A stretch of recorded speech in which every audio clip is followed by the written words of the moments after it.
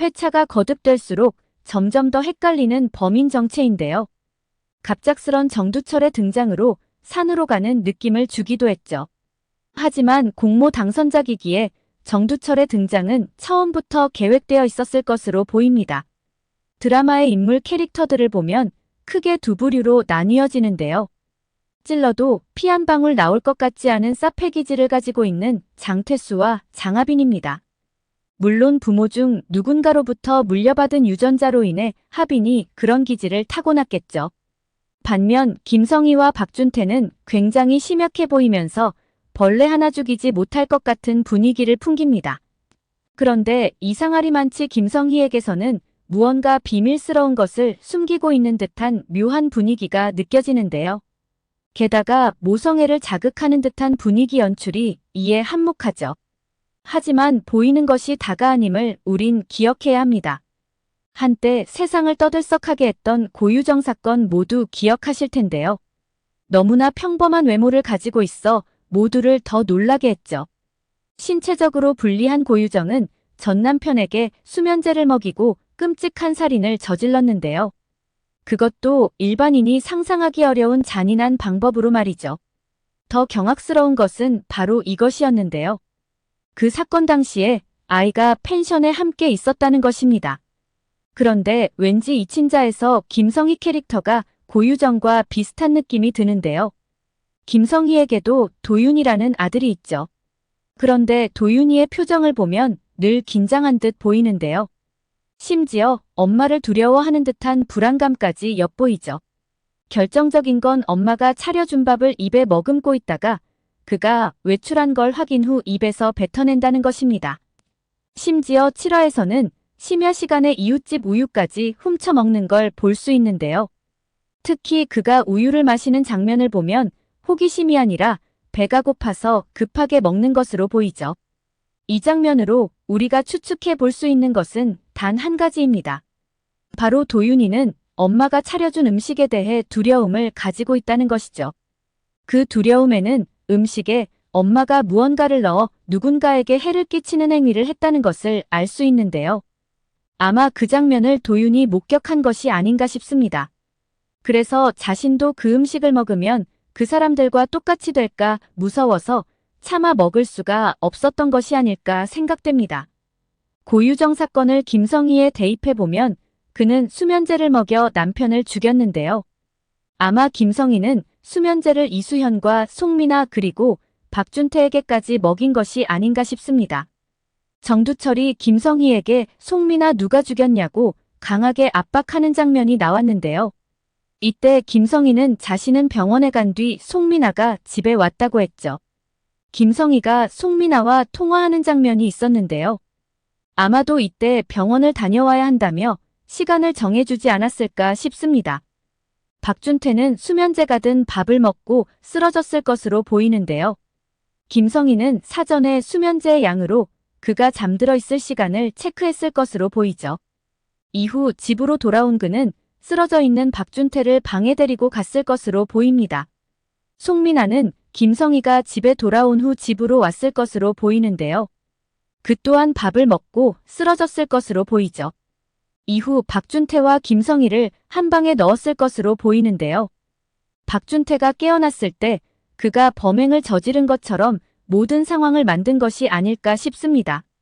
일전의 또 다른 드라마에서도 술을 마신 후 블랙아웃 상태인 주인공에게 2명을 살해했다는 누명을 씌웠는데요.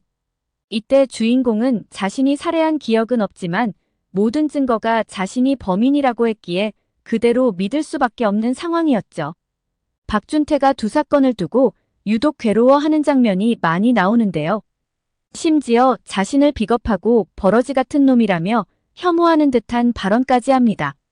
아마도 이러한 상황은 자신이 범죄를 저질렀음에도 기억이 없기에 더 그런 것이 아닐까 하는 생각이 들죠. 자신이 정말 기억이 있는 상태에서 이런 범행을 저질렀다면 이토록 괴로워하지도 자책을 하지도 않았을 것으로 보입니다. 그가 보이는 이러한 모습은 자신조차 도저히 납득할 수 없기에 더 괴로운 것으로 보입니다. 더 이상의 괴로움으로부터 벗어나고 싶은 박준태가 자수를 하겠다고 했을 때 말린 건 김성희인데요. 박준태는 더 이상 자신이 누구인지조차 모르겠다며 정체성을 의심하는 듯한 발언을 하죠. 그러자 김성희는 내가 너가 누구인지 안다라고 대답을 하는데요. 이는 너는 애들을 죽이지 않았어라고 하는 듯 들리는 부분이죠. 일반적으로 다중인격 경우 또 다른 인격이 한 일에 대해서 기억을 하지 못하는데요. 하지만 박준태가 다중인격으로는 보이지 않습니다. 그는 다중인격이라기보다는 범행에 대한 기억이 없다 보니 혹시 다중인격인가라고 의심하는 것으로 보이죠. 김성희가 경찰에 자수하겠다는 박준태를 막은 이유는 그를 위해서가 아니라 자신을 위해서가 아닌가 싶습니다. 물론 7화 엔딩에서 그가 스스로 자수했지만 말이죠. 박준태가 자수를 하게 되면 경찰은 본격적인 수사를 하게 될 텐데요. 그리고 두 사건이 모두 김성희 집에서 일어났다는 것에 주목하겠죠. 특히나 박준태는 모든 상황은 자신을 가리키고 있지만 자신은 정말 기억이 없다고 억울함을 호소하게 될 텐데요. 경찰은 처음에는 거짓말을 한다고 오해할 수 있지만 일관된 그의 진술에 의문을 가지겠죠. 장태수는 처음부터 그가 거짓말을 한다고 생각했었는데요. 김성희를 유력한 용의자로 수사선상에 올리며 집중 조사를 하게 되지 않았을까 싶습니다. 이쯤에서 우리가 상기해야 하는 것이 하나 있는데요. 바로 나무에 묶여있던 빨간 리본입니다. 윤지수가 돈가방을 가져다 놓던 나무에는 빨간 리본이 묶여 있었는데요. 단순히 그 위치를 표시하기 위해 빨간 리본을 사용한 것은 아니라는 생각이 듭니다. 이전 회차에서 2023년 10월에 올라온 한 온라인 기사가 있었는데요. 이때 기사 제목이 빨간 리본 사건 범인의 취향이 그대로 드러났다라는 것이었습니다. 그리고 하단에 빨간 리본 사건 일관된 범행 흔적을 찾아서라고 되어 있었는데요. 이 말인즉슨 당시까지도 범인은 잡히지 않았다는 것을 의미하죠. 그리고 당시 인터뷰한 사람이 바로 장태수 프로파일러였습니다. 기사 내용으로 볼 때 그가 빨간 리본 사건을 추적하고 있었던 것이 아닐까 싶죠. 그렇다면 범인은 현재까지도 어딘가에서 범행을 이어가고 있을 확률이 아주 높아 보입니다. 이 사건에서 한 가지 더 주목해봐야 하는 것이 있는데요. 바로 기사가 올라온 시점입니다. 기사 날짜는 2023년 10월 10일이었는데요. 현재로 보면 거의 1년 전이고 수연이 죽은 시점과도 겹치는 것으로 보입니다. 윤지수가 돈가방을 가져다 놓기 시작한 것도 수연이 죽음 이후이니 이 시기와도 겹치는 부분이죠.